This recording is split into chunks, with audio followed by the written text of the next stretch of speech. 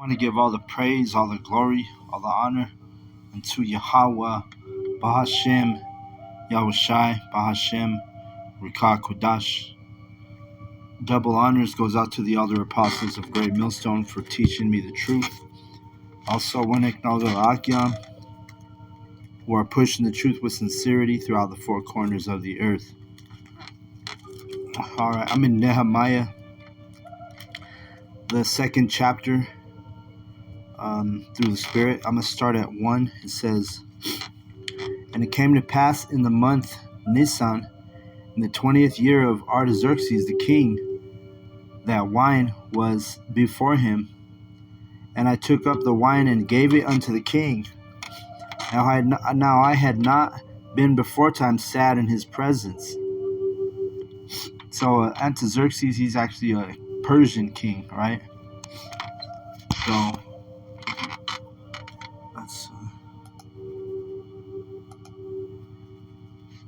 I just wanted to point that out. Which he's a heathen, right? He's a heathen. He was a Persian king. And verse 2 it says, "Wherefore the king said unto me, Why is thy countenance sad, seeing thou art not sick? This is nothing else but sorrow of heart. Then I was very sore afraid, and said unto the king, Let the king live forever. Why should not my countenance be sad, when the city, the place of my father's sepulchres, lieth waste, and the gates thereof are consumed with fire?" Alright, so basically he's serving the king of Persia, Artaxerxes, and the king noticed that he had a sad countenance, that he was, something was troubling him. And when he asked him about it, he told him, why would I be happy about, because he was thinking about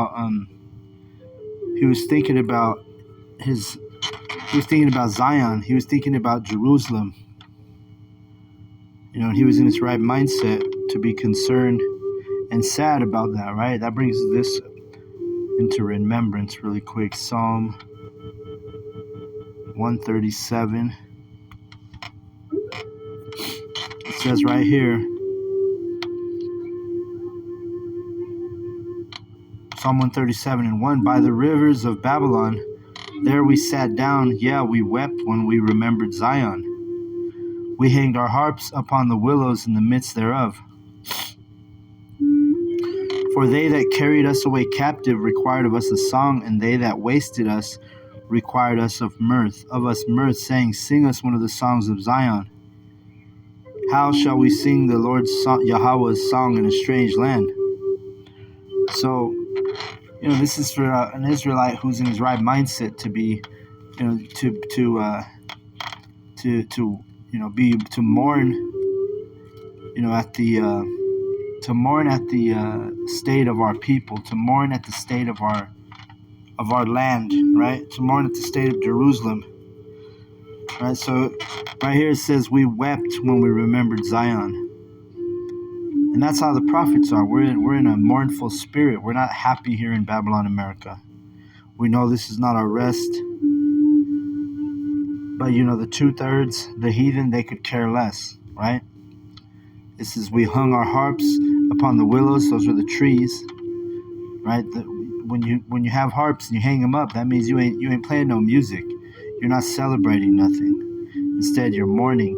And verse 3, this one is it's nothing new under the sun. It says, "Those the ones that carried us away captive, they required us a song and of mirth," meaning they wanted us to entertain them, right? Just like they do here in Babylon, America. They, we're the entertainers, these so-called Black, Latino, Native Americans, and that's what these heathen, they want us to entertain them. And then that's why in the book of Psalms it says, "How shall we sing the Lord's song in a strange land?" The Lord Yahweh's song in a strange land. So it's a state of mourning, a sad countenance, right? But anyway, that verse in Nehemiah brought that psalm into remembrance. 137. Let me go back to Nehemiah 2. And it says in verse 3,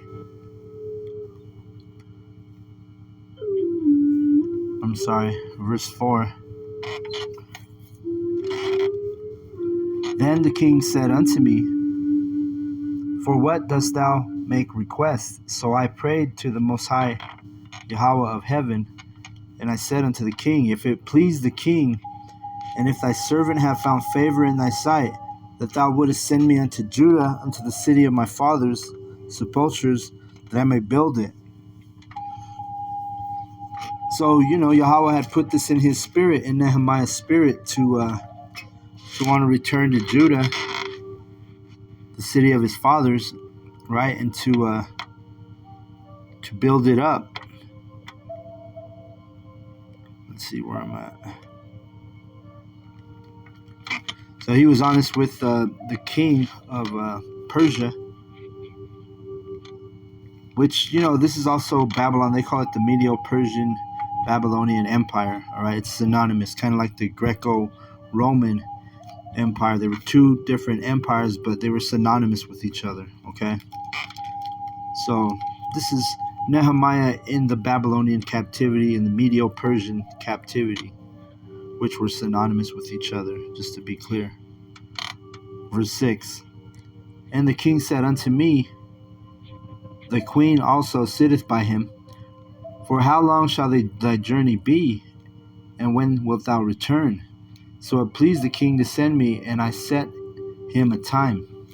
And so he made an agreement with the king. He told him a specific time that he would do this.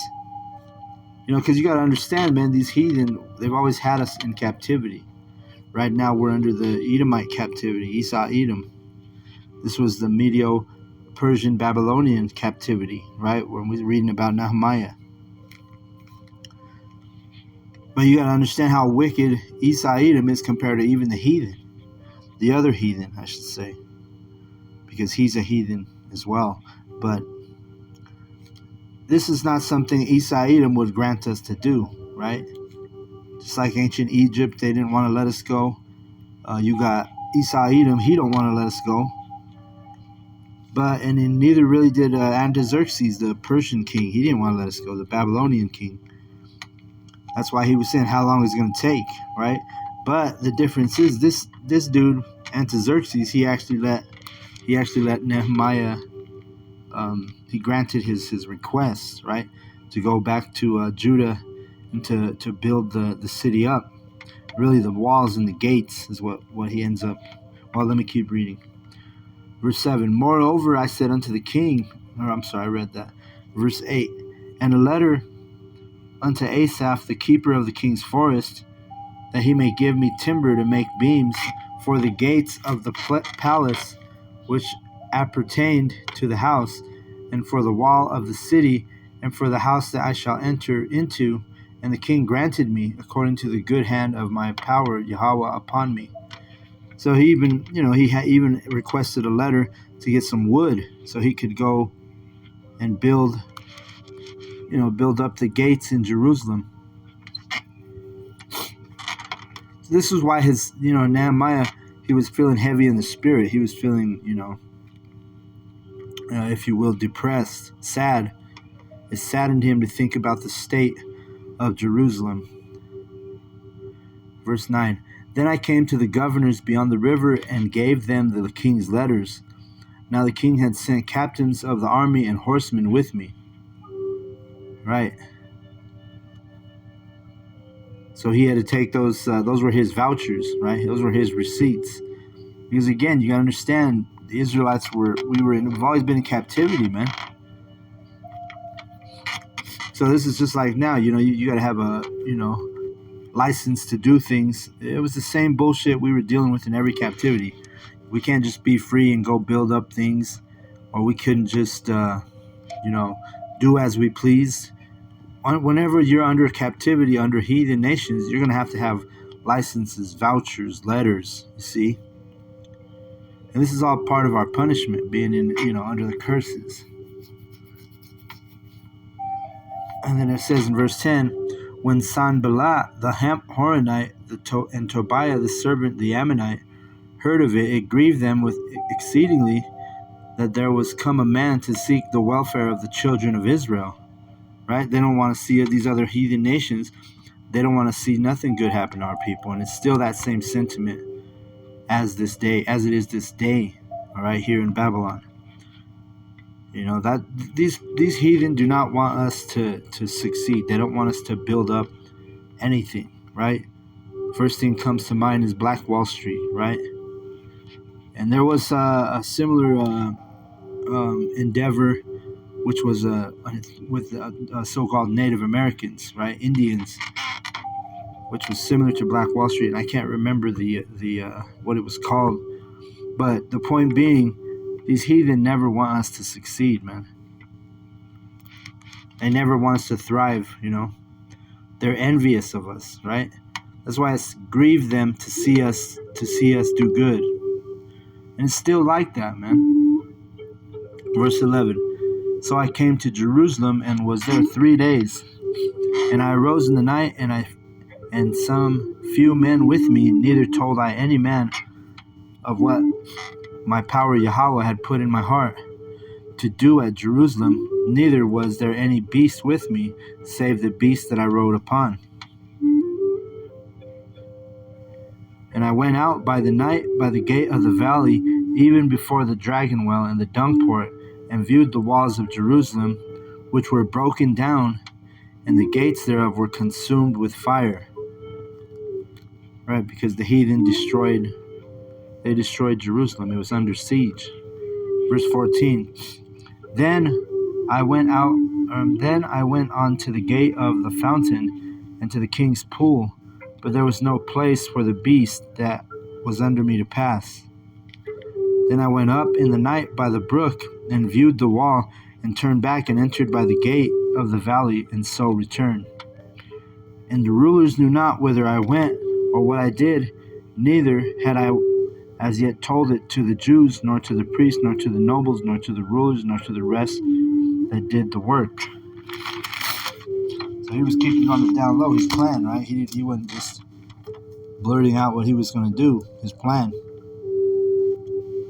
Then said I unto them, Ye see the distress that we are in, how Jerusalem lieth waste, and the gates thereof are burned with fire. Come and let us build up the wall of Jerusalem, that we be no more a reproach. And he finally tells them what his plan is, right?